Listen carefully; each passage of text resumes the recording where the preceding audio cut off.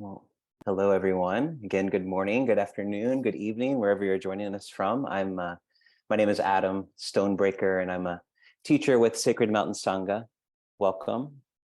And currently, I'm in Cincinnati, Ohio, which is the unceded land of the Shawnee, the Miami peoples, and the Hopewell peoples.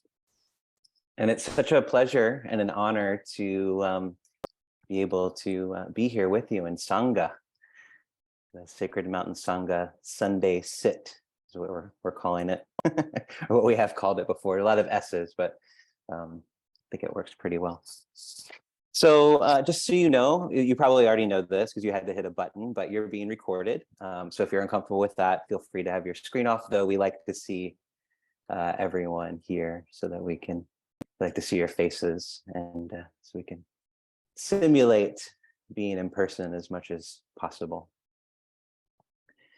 So the way this will work is we'll sit here in a moment just for a few minutes just to settle, and then we'll do some chanting, and then we'll do a longer sit, and then I'll have a dharma talk or some dharma thoughts for you.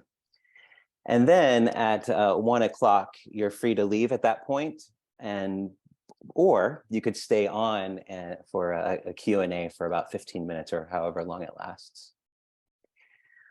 All right. So let's just settle here for a moment.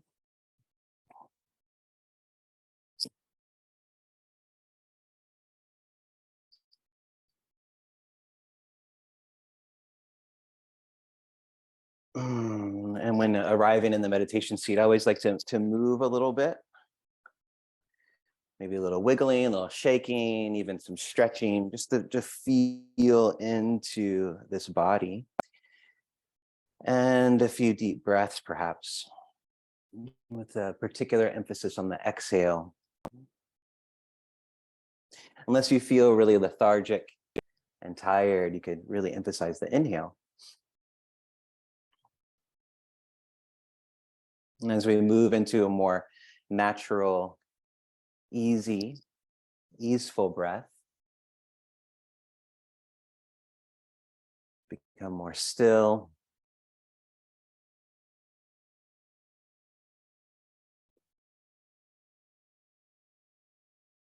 And allowing the awareness to just drop through the body,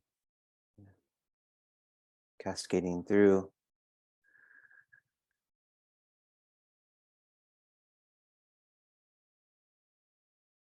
As our awareness cascades through, penetrates, just noticing what's here in mind and body.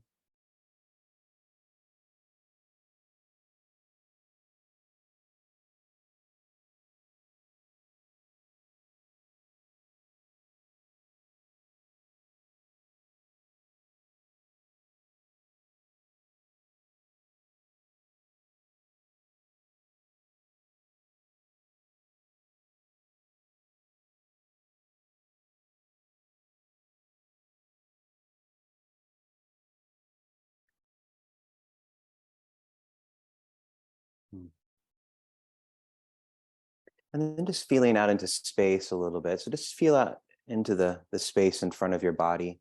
Any amount, maybe just a few feet, a few inches. Just feeling into the space.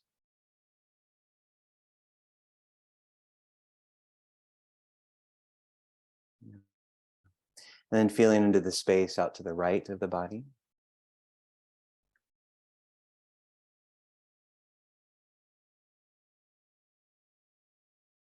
And then feeling into the space out to the left of the body.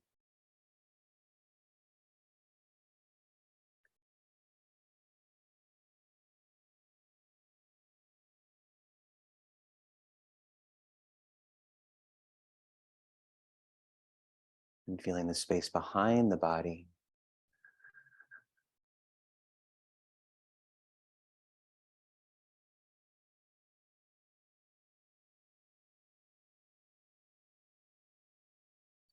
The space above the head.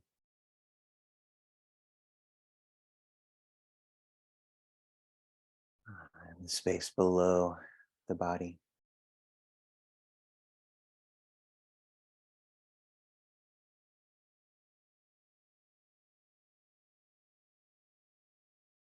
And then feel out into all directions.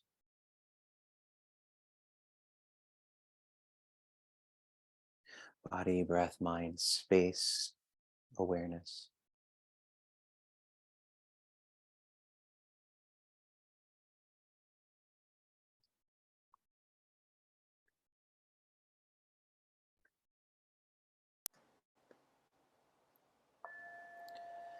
Let's take a nice full inhale through the nose, filling up. And let the air go. And again, inhale. And let it go.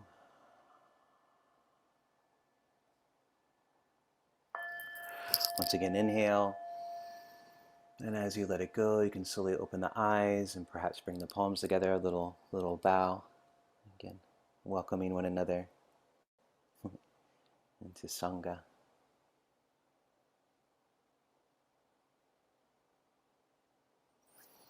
All right. Thank you all. So we're moving into some chanting, and I'm going to just share my screen with the chanting book because I couldn't share the file. Hope that's okay. And maybe you have the chanting book with you. The pages might not correspond exactly with what you have because the versions have changed over time, but hopefully that'll all be mitigated through the sharing of the screen. So here we go.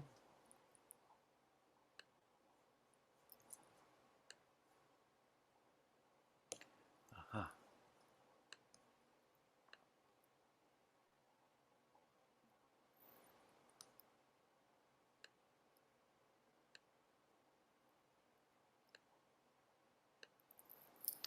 There we go.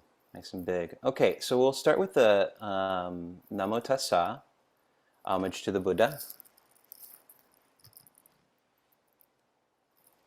And then we'll do the refuges, and then we'll move into the recollection of the Triple Jewel, and then we'll see where we are from there. Yeah? Okay.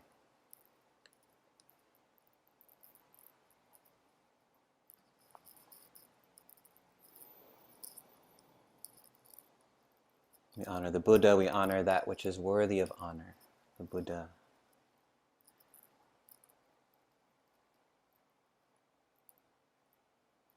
We honor that which is worthy of honor in our lives, that's emphasized and brought forward. To not only honor the Buddha, the teacher, but also the Buddha nature, the essential nature that lies within each one of us, that nature with which we all share. So if you'd like to, you can bring the palms together. Let's exhale together. And then inhale. Namo tassa bhagavato arahato samma sambuddhassa. Namo tassa bhagavato arahato samma sambuddhassa. Namo tassa bhagavato arahato samma sambuddhassa. Buddham saranam gacchami. Dhammang saranam gacchami. Sanghang saranam gacchami. Dutiyampi Buddhang saranam gacchami. Dutiyampi Dhammang saranam gacchami. Dutiyampi Sanghang saranam gacchami. Tatiyampi Buddhang saranam gacchami. Tatiyampi Dhammang saranam gacchami. Tatiyampi Sanghang saranam gacchami.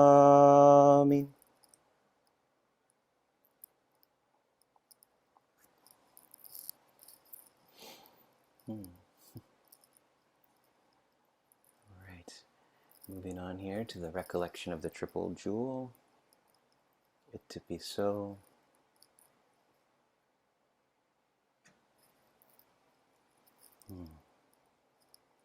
And we can exhale, inhale.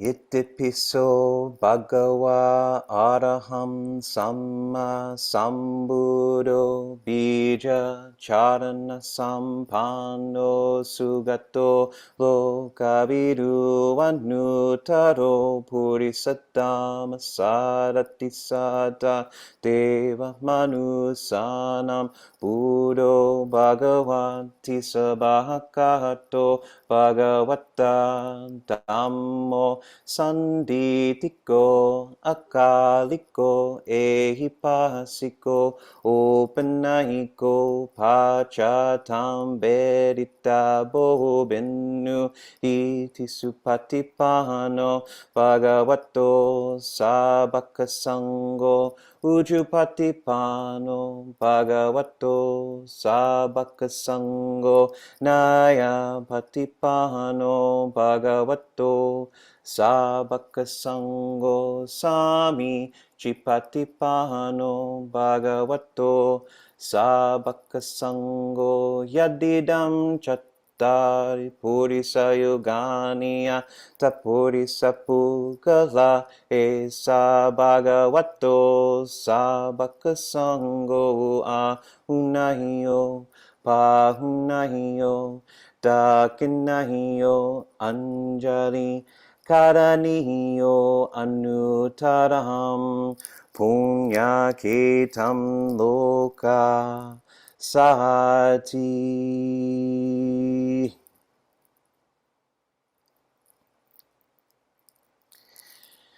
Yeah, let's just pause here for a moment, just allowing those words to penetrate. Feeling the vibrations.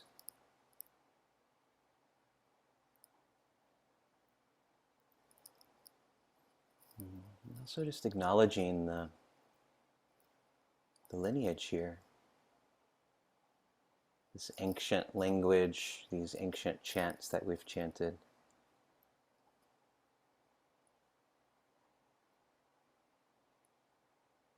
Been spoken by millions and millions of beings.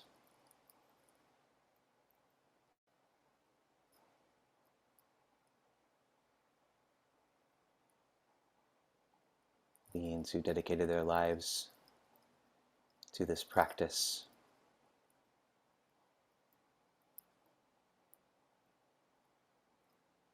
And also acknowledging the cultures within which these were spoken and taught. South Asian.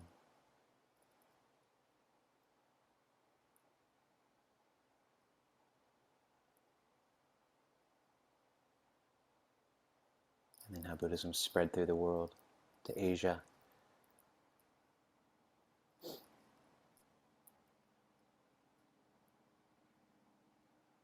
just very recently coming here.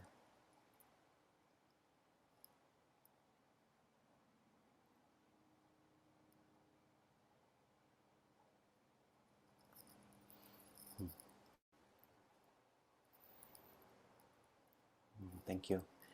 And then we'll just move down to the Great Compassion Mantra.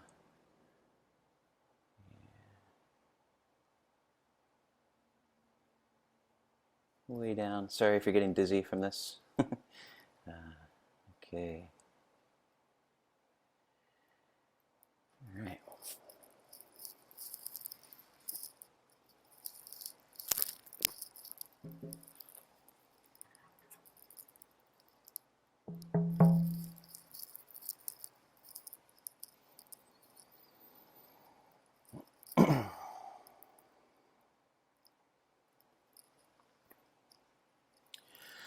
Namo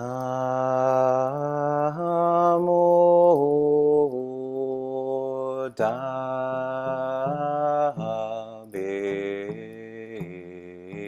Quan Shu In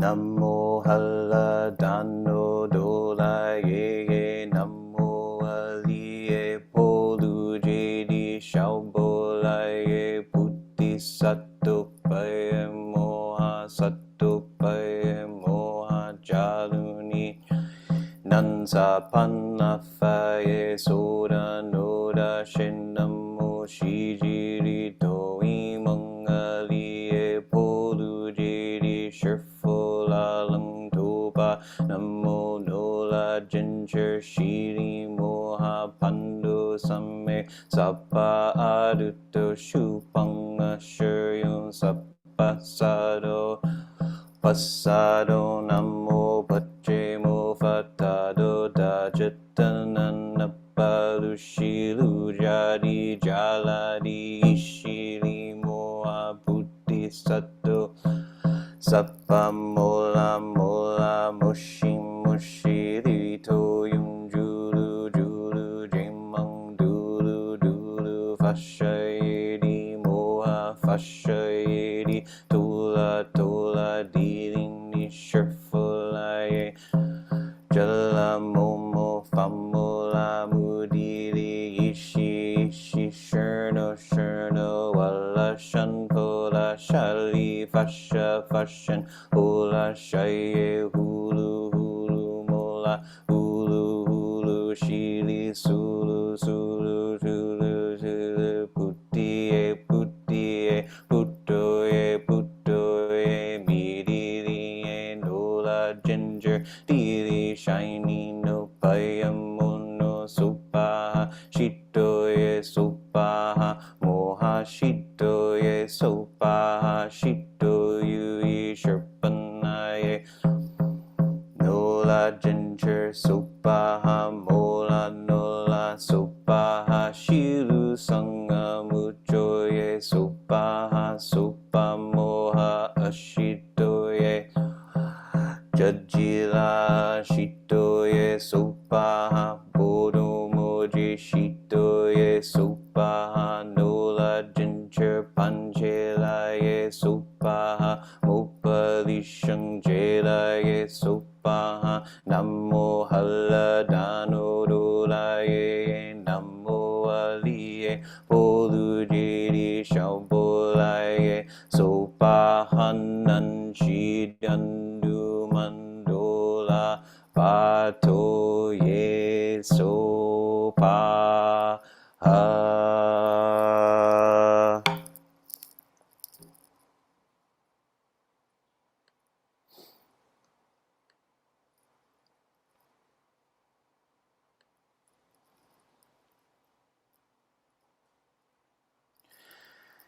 Namo Quang Shi Yin Pu Sao Na Mo Quang Shi Yin Pu Sa E Na Mo Quang Shi Yin Pu Sa O Na Mo Quang Shi Yin Pu Sa E Na Mo Quang Shi Yin Pu Sa O Na Mo Quang Shi Yin Pu Sa.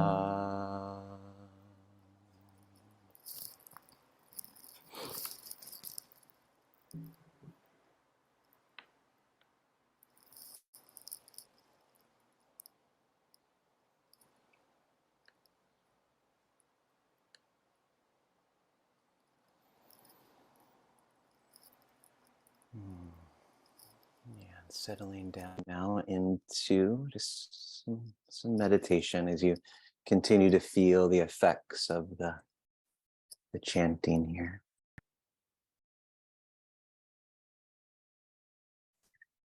Mhm.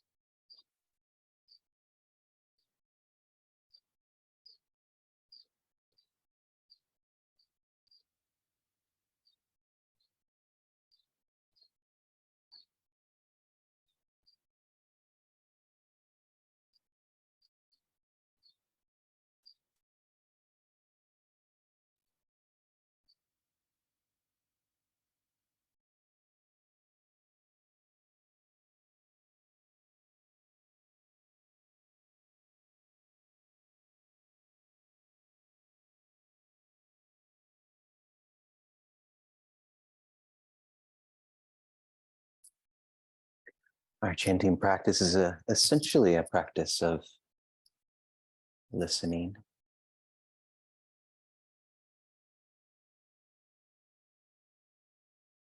And as you continue to listen here,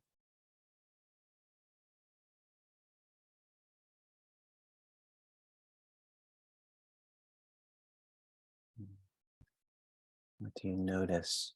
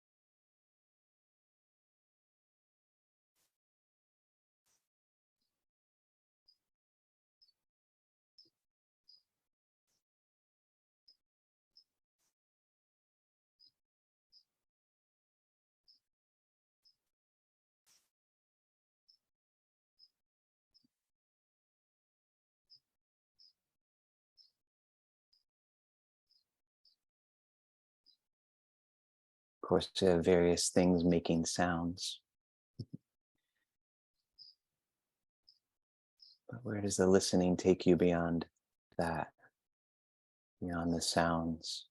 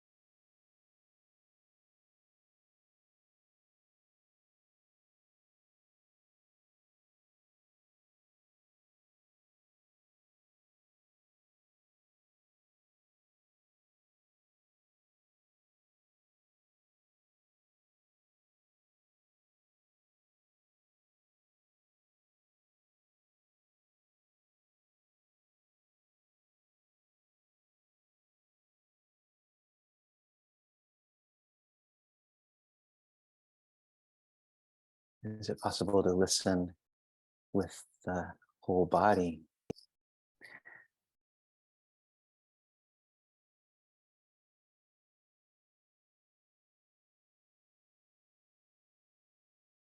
Mm.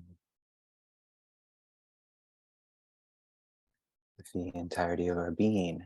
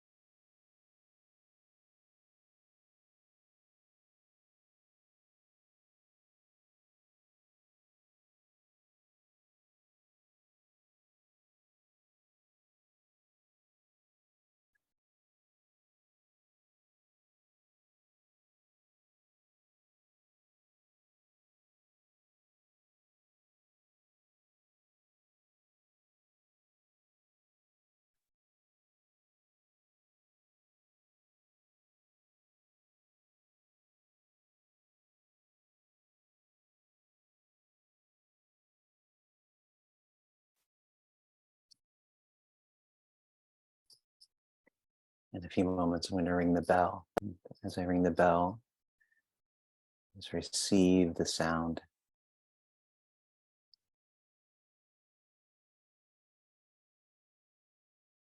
with the whole of the body.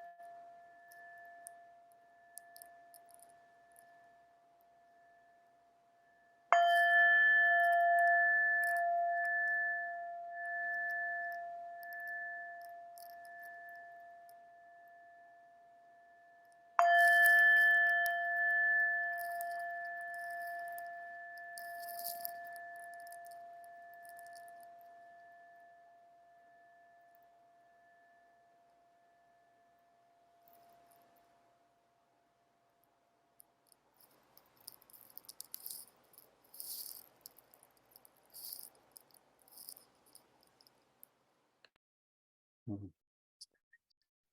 All right. Thank you.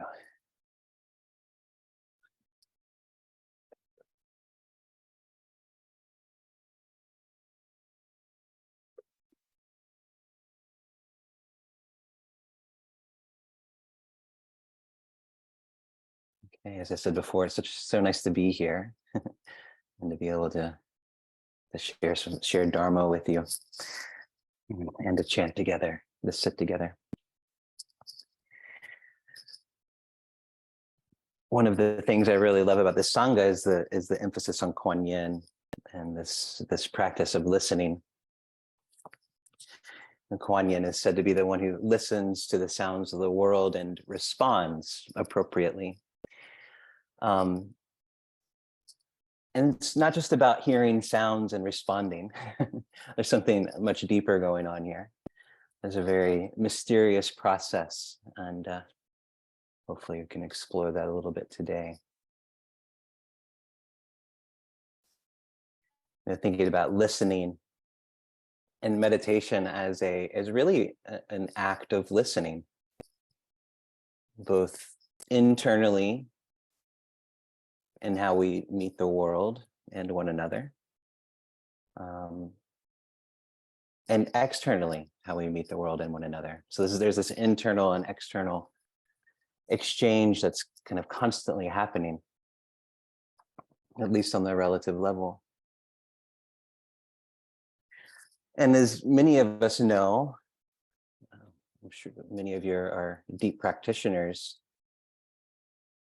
mindfulness practice, really true mindfulness practice, is found in the ordinariness of everyday activity, of daily life. It's not necessary to have these peak mountain experiences, these huge, big experiences. Those things can be very nice.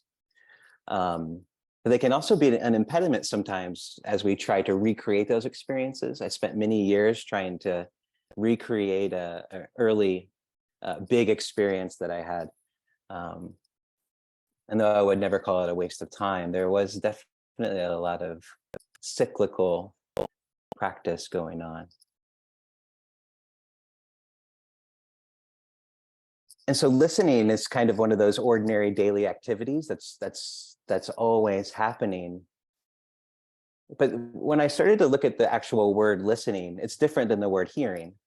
So when I looked it up, hearing just refers to just the perception of sound. And so we're hearing all the time and we might not notice it. But listening is hearing plus awareness, or hearing plus mindfulness, we could say.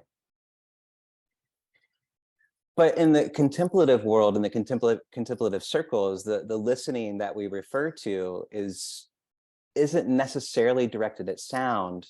Kind of, what I was pointing towards in the meditation. And it doesn't require the capacity to hear. There's something else going on here. Listening is pointing us to something else. For instance, what is our direct experience when we were just doing the meditation, when we're listening into silence? So there's nothing to hear, we can still listen. We open to listening, but when we do this, we're directed to something much deeper, some undercurrents of our experience, to something less defined, that's more formless. And just in general, we can think of our sense experience as essentially consciousness manifested through particular physical structures. So same consciousness, different manifestations. So the Buddha talked about eye consciousness, ear consciousness. And as you probably know, the Buddha talked about 6 different senses rather than the 5 that we learn in elementary school or preschool. So there's sight, hearing, touch, smell, taste, but then there's also the thinking mind. Thinking is considered a sense. And so I found that a really, really good practice, or a really good teaching, to put thinking in the category of our senses. Because if we do that, then we decentralize our thinking. Most people walking around think their thinking is them, that's who they actually are, when really the thinking is just a peripheral experience. And so when we think of thinking as a sense, then it decentralizes it. And so the center of our experience can be space or presence or knowing. And the sense experience, when observed in meditation, specifically listening, points us toward an experience of presence that is particularly potent. as it leads us into somewhere, again, more direct, more formless, less contrived, less constructed. And so when we practice meditation, this is essentially what we're doing. We're actually listening into the body and the mind and into a deeper reality. So we sit down for meditation. Maybe this happened today. We kind of feel around. I asked you to feel around. What is my appropriate posture today? We're getting feedback. We're listening. We're responding to that listening. We listen to particular aspects of our experience. We might use the term tuning in, or the phrase tuning in. We use language, internal language. We use speech to direct awareness to a meditation object. Maybe it's the breath. We're constantly bringing ourselves back to the breath when we're distracted. We're listening. We notice we're distracted. Through language, we bring it back to the object. Yeah. This is all responding and listening, or I'm using response and language kind of synonymously here. There's a listening, there's a response, there's a listening, and there's language, there's a direction that happens. And if we look at internal experience when meditating, there's this flow between inner listening and inner speech or inner response. This is kind of always happening as we practice. That's supportive of what we're doing, and sometimes unsupportive, especially in the beginning. There's a lot of unsupportive responses. And right now, there's a similar exchange between us, right? So I'm speaking. I'm using speech to direct your attention to something particular in your experience, and you're hearing and listening to what I'm saying and responding in some way. So there's this exchange between our minds. Yeah. That's similar that happens within our own mind or our own experience.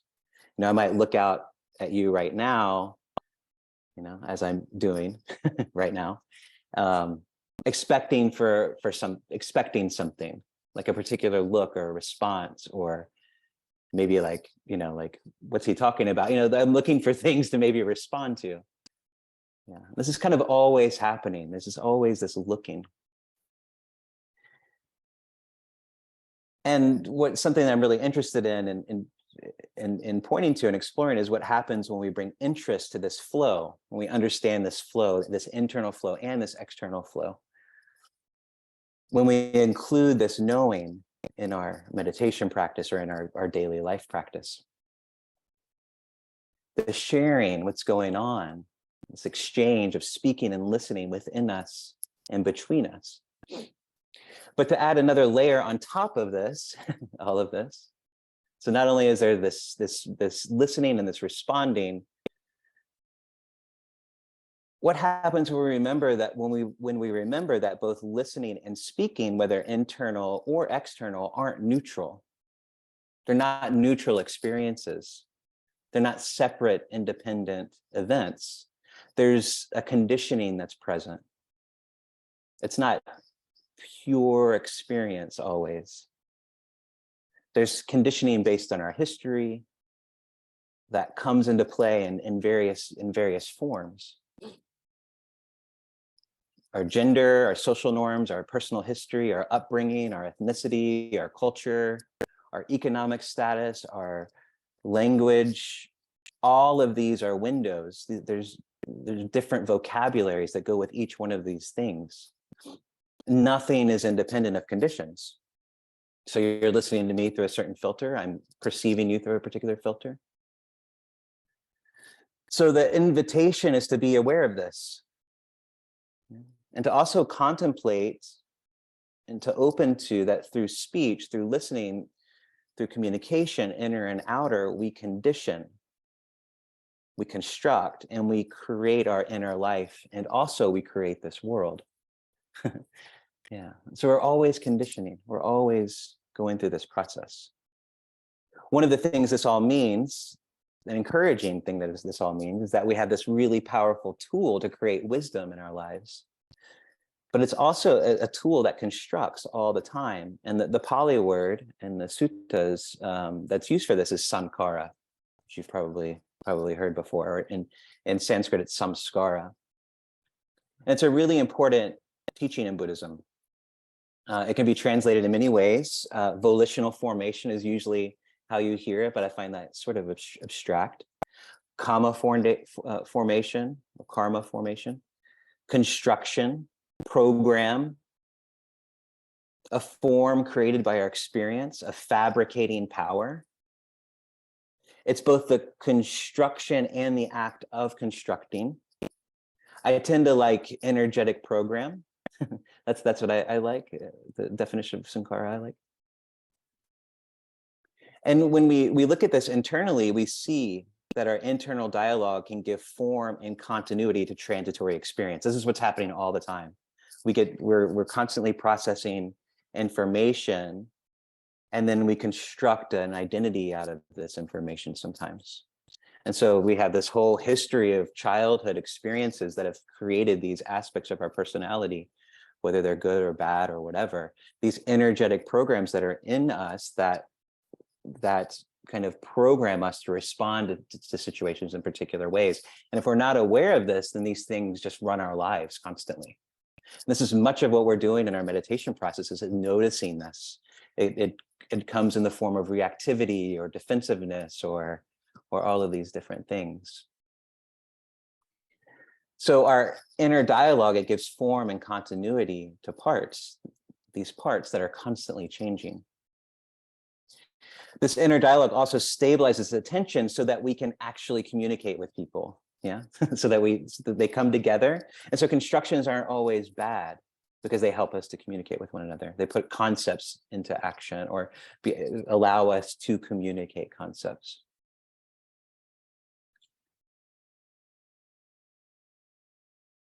And so this construction making, if not noticed, these constructions get stronger and stronger, and they continue to fabricate future intentions, our language. It's this ongoing process, this cycle of communication.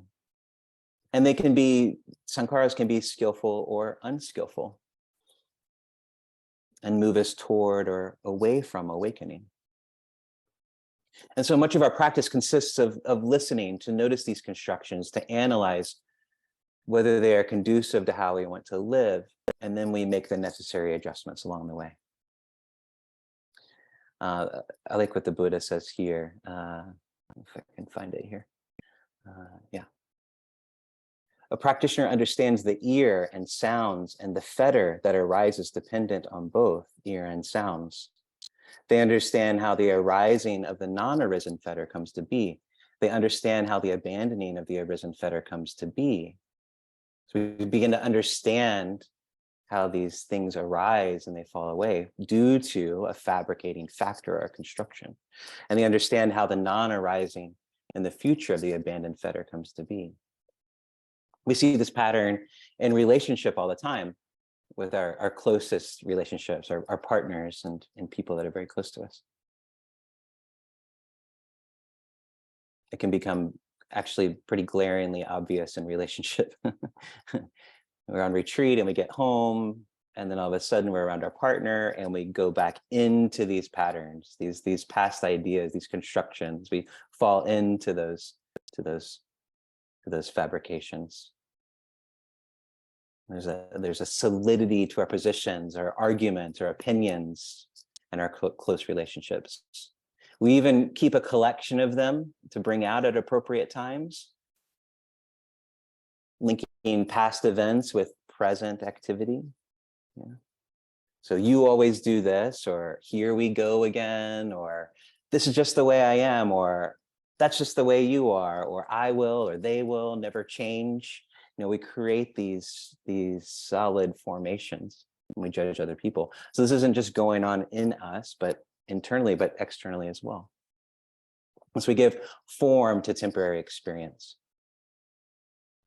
If we become hurt and we feel like this hurt must be expressed, if there's no awareness or space around this process, then it'll be expressed in a certain way, perhaps in a conditioned pattern, or in a way that is unskillful or hurtful or deepens the pattern. And then as this continues to happen, it solidifies a certain view, and the cycle gets repeated over and over and over again.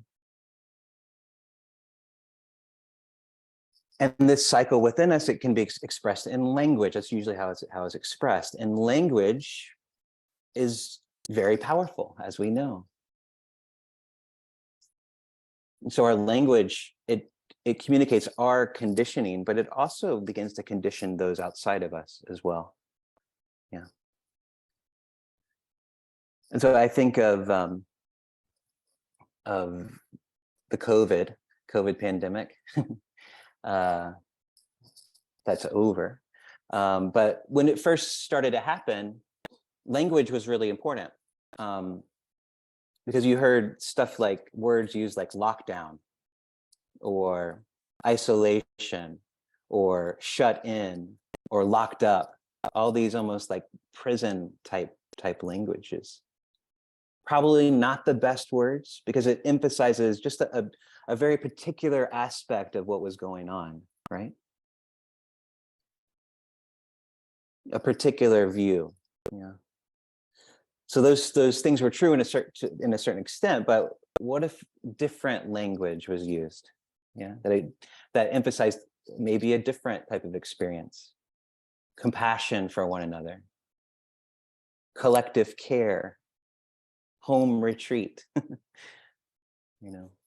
looking out for one another, safety. Things like that make a difference. Because again, it constructs a view that can be difficult to deconstruct.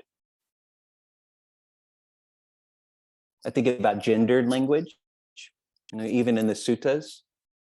He, his, him, bhikkhus, all the time, all the way through the suttas. And so Buddhism can't escape the patriarchal conditioning. So how does this change or impact someone's experience? As a male, we may have unconscious feelings of empowerment or privilege, or we may even not even notice. But what about our female identified or non-binary friends? Perhaps this is something we can look at and notice. Yeah. So we remember the impact, and this impact is real. What helps, what hurts, what matters, what's divisive, what supports justice, what's compassionate. Our language creates a pattern and impacts others deeply. So what are they listening to? What do they hear? So through our speech, we make the world, we make our mind, and we make the world. We construct experience for ourselves and others, both internally and externally. Words have a lot of power, and they're inseparable from the listening. First verse of the Dhammapada: our life is shaped by our mind. We become what we think. Suffering follows an evil thought as the wheels of a cart follow the oxen that draw it. Our life is shaped by our mind.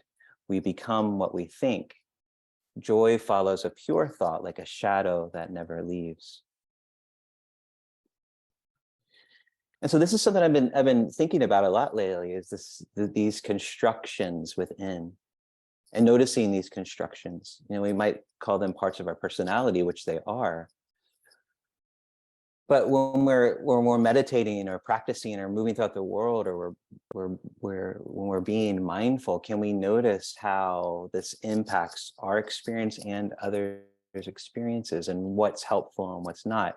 This is much of what we're attempting to do in our meditation practice. What programs am I running? What programs am I running on automatic?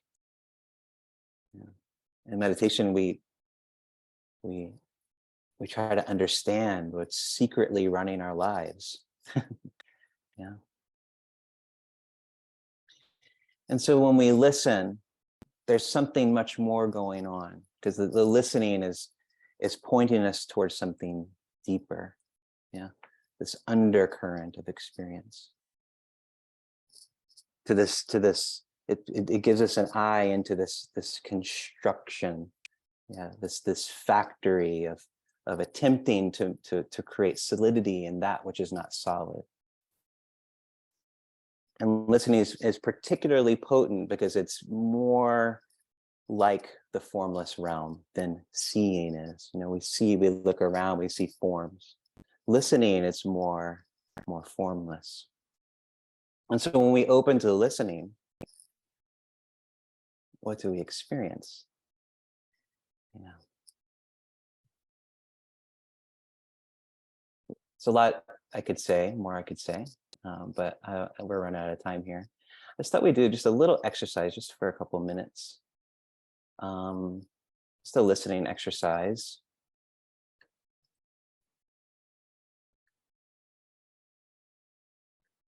You can listen with our eyes. So what I want you to do is just pick somebody out in your Zoom window. And they won't know you're doing this at all. This is anonymous. And if you don't have your camera on, you could turn it on if you want to participate. If not, you can just do it as you look. You don't have to turn your camera on to see. So just pick somebody out. You can't really make them big, but look at them. And we're just going to listen. As we look at them, just open into listening. You're not going to hear anything, obviously, but can I bring listening to that person? I'll just be silent for just another minute and a half or so.